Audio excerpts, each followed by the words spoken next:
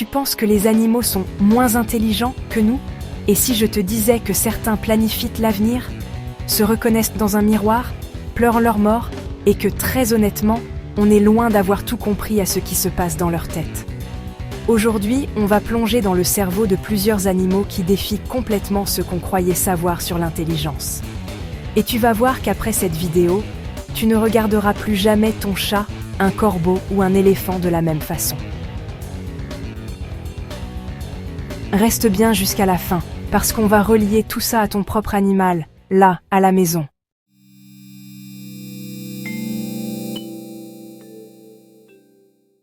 On commence par un animal qu'on a longtemps pris pour un simple oiseau de mauvais augure, le corbeau. Pendant des siècles, cerveau d'oiseau était presque une insulte. Sauf que, scientifiquement, c'est l'inverse qui se passe. Les corbeaux, surtout les corbeaux de Nouvelle-Calédonie, sont capables de résoudre des problèmes que certains enfants humains ont du mal à réussir. Par exemple, on met un morceau de nourriture au fond d'un tube. À côté, on place un fil métallique droit. Un corbeau, sans qu'on lui montre quoi que ce soit, va plier le fil pour en faire un crochet et récupérer la nourriture. Ça veut dire quoi ça? Qu'il ne fait pas juste un geste appris par répétition. Il imagine mentalement la forme dont il a besoin, il anticipe le résultat. C'est de la planification et c'est une forme de pensée abstraite. Les corbeaux sont aussi capables de se souvenir de visages humains hostiles pendant des années, de transmettre ces infos à d'autres corbeaux et même de cacher leur nourriture, en vérifiant d'abord si un autre corbeau les regarde. Ça veut dire qu'ils se mettent à la place de l'autre. Si lui me voit, il sait où j'ai caché ma nourriture. C'est ce qu'on appelle la théorie de l'esprit, et c'est un truc qu'on pensait réservé aux humains, et à quelques grands singes. Ensuite, on plonge, littéralement, dans l'univers des dauphins.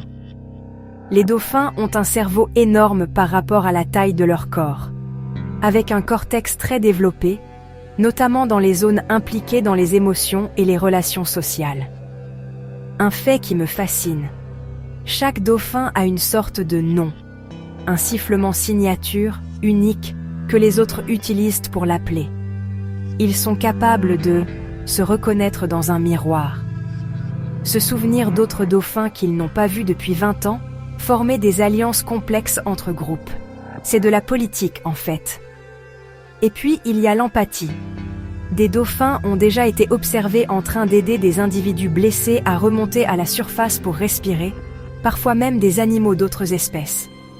On est loin du cliché du simple animal joueur. On parle d'êtres avec une vie sociale riche, des émotions complexes, et probablement une forme de conscience d'eux-mêmes et des autres. Tu as déjà entendu l'expression « avoir une mémoire d'éléphant ». Elle ne vient pas de nulle part. Les éléphants sont capables de se souvenir de routes migratoires sur des centaines de kilomètres, de points d'eau qu'ils n'ont pas visités depuis des dizaines d'années, et même de personnes, humaines, qui les ont aidés ou maltraités. Mais là où ça devient vraiment troublant, c'est sur la question du deuil. On a observé des groupes d'éléphants revenir sur les os d'un membre de leur famille décédé. Les toucher avec la trompe. Rester silencieux, parfois pendant de longues minutes. Certains restent près du corps, comme s'ils veillaient. Difficile de ne pas y voir une forme de tristesse, ou au minimum, une conscience de la mort. Et tout ça, ce n'est pas juste de l'anthropomorphisme mignon. Ces comportements sont décrits, documentés, répétés. On est donc obligé d'admettre que leur monde intérieur est bien plus riche que ce qu'on imaginait. Alors tu vas me dire, ok, les corbeaux, les dauphins, les éléphants, mais mon chat sur le canapé, là, il en est où? Ce que montrent toutes ces études, c'est surtout une chose. On a longtemps sous-estimé le cerveau des animaux, parce qu'on le comparait au nôtre, avec NOS critères. Les corbeaux ne parlent pas, mais ils planifient. Les dauphins n'écrivent pas de livres, mais ils ont une vie sociale ultra sophistiquée. Les éléphants n'ont pas de thérapie, mais ils semblent faire le deuil.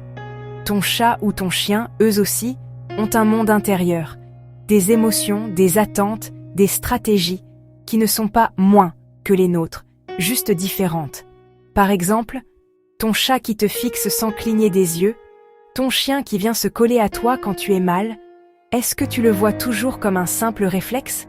Ou est-ce que tu te dis qu'il se passe peut-être quelque chose de beaucoup plus profond dans sa tête? Ces animaux ont un cerveau fascinant, et pour l'instant, on ne fait qu'effleurer la surface. Plus on avance dans la recherche, plus on découvre qu'ils pensent, ressentent, se souviennent, s'attachent, d'une manière qui n'est pas inférieure à la nôtre, mais adaptée à leur façon de vivre. Et c'est exactement ce qu'on fait sur cette chaîne.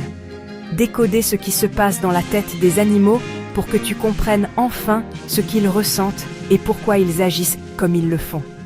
Si tu as envie de continuer à explorer leur monde intérieur, abonne-toi maintenant. C'est littéralement le concept de cette chaîne. Et dis-moi en commentaire, quel animal te fascine le plus au niveau de son cerveau ou de son comportement? Je lirai vos réponses pour choisir le prochain épisode.